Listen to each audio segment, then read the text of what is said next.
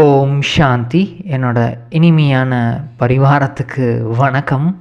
இன்றைக்கி நம்ம அப்பா முக்கியமாக சொல்ல போகிறது என்னென்னா, பாவங்களின் நெருப்பிலிருந்து நம்ம விடுதலை ஆகி விடுவிக்கிறது எப்படி, மற்றவங்களையும் பாவங்களோட நெருப்பிலிருந்து விடுவிக்கிறது எப்படி, அதை பற்றி தான் இன்றைக்கி ஆழமாக பாப்தாதா சொல்ல போகிறாங்க. ஆனால் அதுக்கு முன்னாடி பிராமணர்கள் சீரீஸில் என்ன சொல்லியிருக்காருன்னு கேட்போம்.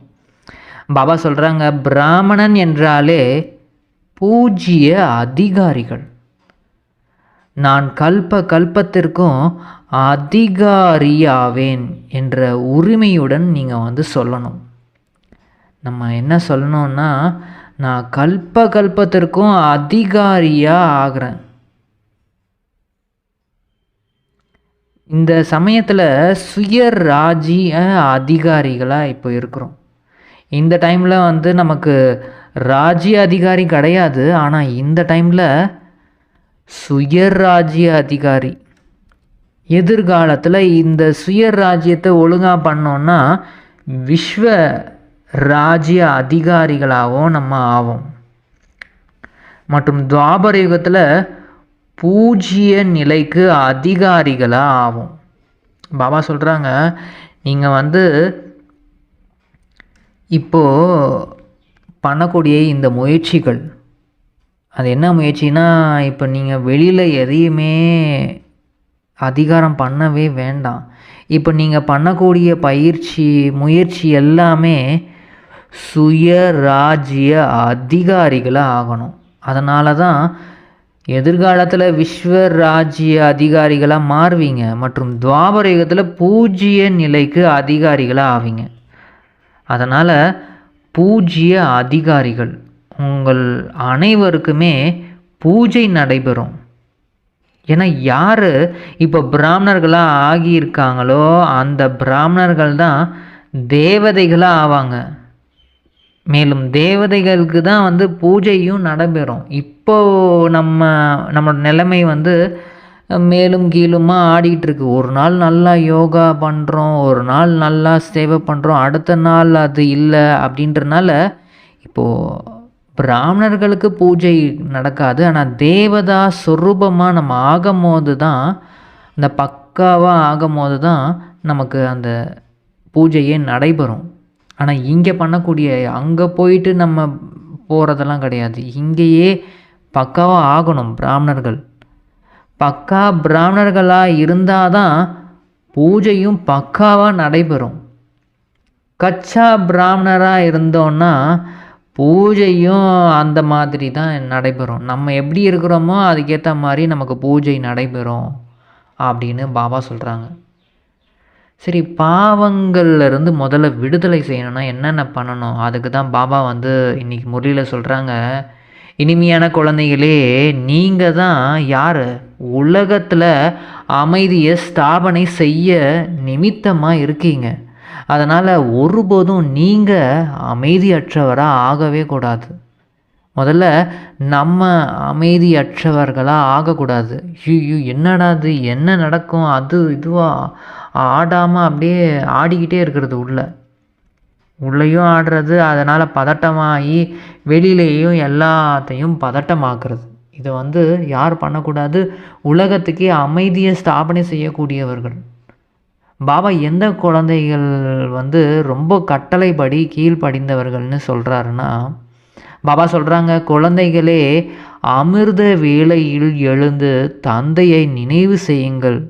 இதுதான் பாபாவின் முக்கியமான கட்டளை. நீங்கள் எல்லா டைமும் நினைவு செய்யுங்க, ஓகே. ஆனால் அமிர்த வேளையில் எழுந்து நிச்சயமாக பாபாவை நினைவு செய்யணும். இது பாபாவோட முக்கியமான கட்டளை. இது பண்ணால் நல்லாயிருக்கும் குழந்தைங்களே, அப்படிலாம் கிடையாது. இது பாபாவோட ஒரு ஆர்டர். யார் பாபாவோட இந்த முக்கிய கட்டளையை பின்பற்றாங்களோ அதிகாலையில் எழுந்து அவங்க என்ன பண்ணுவாங்கன்னா, எழுந்த உடனே குளிச்சுருவாங்க. குளித்து புத்துணர்ச்சி அடைஞ்சு அந்த குறிப்பிட்ட நேரத்தில் அந்த இடத்துல அமர்ந்து நினைவின் யாத்திரை செய்கிறாங்களோ அப்படிப்பட்ட குழந்தைகள் தான் நல்ல குழந்தைகள் மற்றும் கட்டளையை பின்பற்றக்கூடிய குழந்தைகள். அப்படின்னு பாபா சொல்கிறாங்க. என்னோடய கட்டளைப்படி நடக்கக்கூடிய குழந்தைகள் வந்து இந்த மாதிரி பண்ணுவாங்க. காலையில் எந்திரிச்ச உடனே நாங்கள் நினைவு பண்ணிவிட்டு குளிக்கலாமா அப்படின்னா, அந்த மாதிரி நினைவு குளிச்சுட்டு குளிக்காமல் நினைவு பண்ணுறீங்க அப்படின்னா நீங்கள் ராஜாவாக ஆக முடியாது. கெட்ட குழந்தைகள் வந்து துடைப்பத்தை எடுத்து சுத்தப்படுத்தும் சாதாரண வேலை செய்யக்கூடியவர்களாக ஆவீங்க. இப்போது இந்த மாதிரி பாபாவோட கட்டளையை பின்பற்றலை, குளிச்சுட்டு நீங்கள் வந்து பாபாவை நினைவு பண்ணலை அப்படின்னா நீங்கள் வந்து வேலைக்காரங்களாக தான் ஆக முடியும் அப்படின்னு பாபா சொல்கிறாங்க. ஸோ அதனால் நம்ம நினைவு அமிர்த வேளையில் நினைவு பண்ணுறதுக்கு முதல்ல வந்து குளித்து நல்லா ஃப்ரெஷ்ஷாக புத்துணர்ச்சி அடைஞ்சிட்டு அதுக்கப்புறமேட்டு நினைவு பண்ணணும் அப்படின்னு பாபா சொல்கிறாங்க. இதோடைய அர்த்தம் கூட உங்களுக்கு புரிய வச்சுருக்கு. அதாவது ஓம் சாந்தி. ஓம்னா என்ன? நான் ஆத்மா என்பதாகும். ஜீவ ஆத்மாக்களாக இப்போ இருக்கிறோம் மற்றும் அனைத்து ஆத்மாக்களுக்கும் தந்தை வந்து ஒருத்தர் தான். சரீரங்களின் தந்தை வந்து வேறு வேறாக இருக்காங்க. எல்லைக்குட்பட்ட தந்தையிடமிருந்து அந்த எல்லைக்குட்பட்ட ஆஸ்தி தான் கிடைக்கிது. அவங்கக்கிட்டேருந்து என்ன ஆஸ்தி கிடைக்கும்? இந்த உலகிய ஆஸ்தி என்னவோ அதுதான் கிடைக்கும். ஆனால் எல்லைக்கு அப்பாற்பட்ட தந்தை இப்போ வந்திருக்காருன்னா எல்லைக்கு அப்பாற்பட்ட ஆஸ்தி தானே கிடைக்கும் அவர்கிட்ட இருந்து. அவருக்கு பேரே வந்து ஹெவன்லி ஃபாதர். அதாவது சொர்க்கத்தையே இப்போது ஸ்தாபனை பண்ணுறாரு. அந்த சொர்க்கத்தையே முழு அரசாட்சியுமே கொடுக்குறாரு. இது எல்லாம் புத்தியில் உங்களுக்கு இருக்குதானே? உலகத்தில் இப்போது அமைதி உண்டாகணும் அப்படின்றதுக்காக இந்த நேரம் எல்லாருமே விரும்புகிறாங்க. ஏன்னா யாருக்குமே அமைதி, நிம்மதி, அந்த சுகம் அப்படின்னா என்னன்னே தெரியாமல் அவ்வளோ ஒரு அசாந்தியில் இருக்காங்க. அவங்க எல்லாருமே அமைதிக்காக கோயில் குளம்னு தேடி தேடி அலையிறாங்க. அமைதி கிடைக்குமா, எங்கே கிடைக்கும் அப்படின்னு. ஆனால் உண்மையான அமைதி வந்து இந்த கலியுக இறுதியில் கிடைக்கவே முடியாது அப்படின்னு பாபா சொல்கிறாங்க. சத்தியுகம் புது உலகத்தில் தான் முழுமையான அமைதி, உண்மையான அமைதி வந்து அங்கே தான் இருக்கும். அதனால தான் அது சொர்க்கம்னு சொல்லப்படுது. அங்கே வந்து தூய்மை, அமைதி, சுகம்லாம் வந்து நல்லா இருக்கும். அங்கே தூய்மையாகவும் இருப்பாங்க, சுகமாகவும் இருப்பாங்க, அமைதியும் இருக்கும். அதனால தான் அதை சொர்க்கம்னு சொல்லப்படுது. புதிய உலகம் சொர்க்கம். ஆனால் இது வந்து பழையதுலேயும் பழைய உலகம் துக்கம் தான் இருக்கும். இதை யாருக்கு வேணாலும் நீங்கள் வந்து யாருக்கு வேணாலும் புரிய வைக்கலாம். சாந்தி மற்றும் அசாந்தியின் விஷயங்களை இந்த உலகத்தில் தான் இப்போது இருக்குது. ஆனால் நிர்வாண தாமத்தில், அதாவது உங்களோட வீட்டில், ஆத்மாக்கள் வீட்டில் வந்து இந்த மாதிரி அசாந்தி ஆகிறது, சாந்தியெல்லாம் கிடையாது. அங்கே எப்பயுமே இனிமையான ஒரு அமைதி. அது ஏன்னா அங்கே சரீரமே கிடையாது.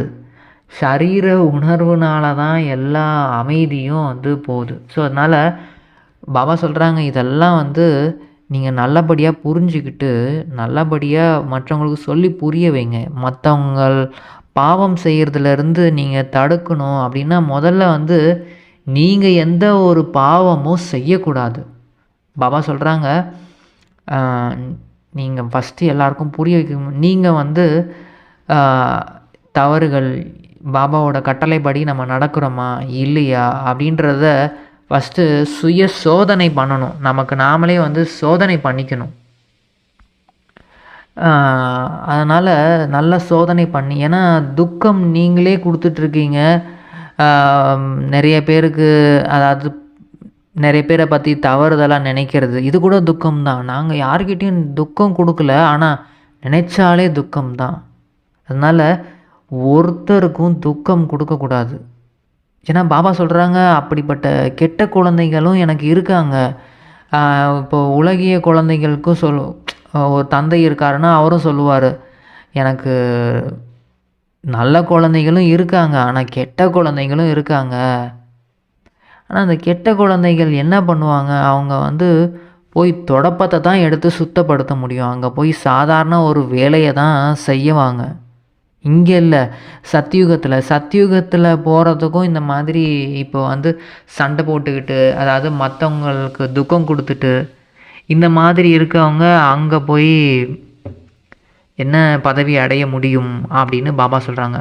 யார் அதிகாலையில் எழுந்து குளித்து புத்துணர்ச்சி அடைகிறாங்களோ அவங்க தான் வந்து கீழ்ப்படிந்த குழந்தைகள், அவங்க தான் வந்து ராஜா குழந்தைகள். அதனால் இந்த மாதிரி குழந்தைகள் நீங்கள் வந்து ராஜாவாக ஆகணும். ஃபஸ்ட்டு சுய ராஜ்ய அதிகாரிகளாக ஆகணும். அதுக்கப்புறமேட்டு நீங்கள் போயிட்டு நிறைய பேருக்கு புரிய வைக்கும் போது எல்லாருக்கும் ஈஸியாக அவங்களும் புரிஞ்சுப்பாங்க. அங்கே சத்தியுகத்தில் வந்து 16 கலைகள் நிரம்பி இருக்கும். இப்போது ஒரு சந்திரன் இருக்குன்னா இந்த நிலா வந்து முழுமையாக இருக்கும் போது அது பௌர்ணமின்னு சொல்லப்படுது. அதை பார்க்குறதுக்கே ரொம்ப அழகாக இருக்கும்.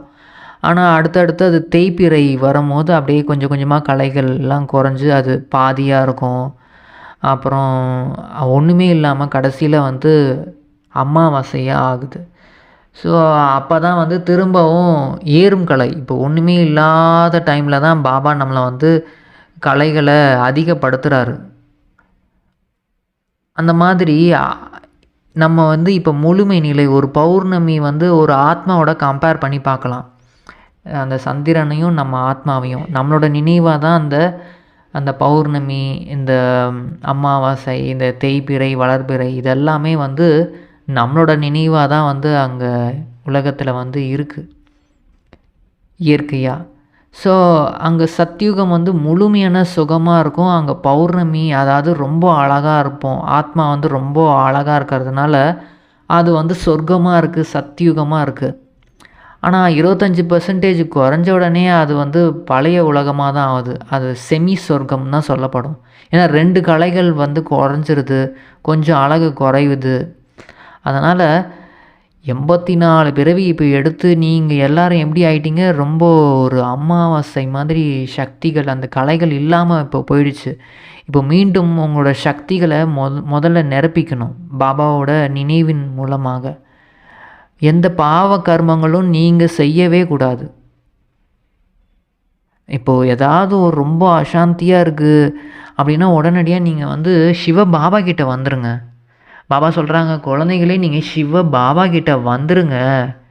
உங்களுக்கு ஏதாவது ரொம்ப குழப்பமாக இருக்குது, அந்த சூழ்நிலையே ரொம்ப மோசமாக இருக்குன்னா நீங்கள் எதுவுமே பண்ண வேணாம், நீங்கள் வந்து பாபா கிட்ட வந்துடுங்க. ஏன்னா பாபா வந்து வைரம் மாதிரி இருக்கிறேன். வைரத்தோட நினைவில் இருக்கும் போது நீங்களும் வந்து சுத்தமாவீங்க. ஏன்னா இப்போ நீங்கள் உலகத்துக்கே அமைதி ஸ்தாபனை செய்யக்கூடியவங்க.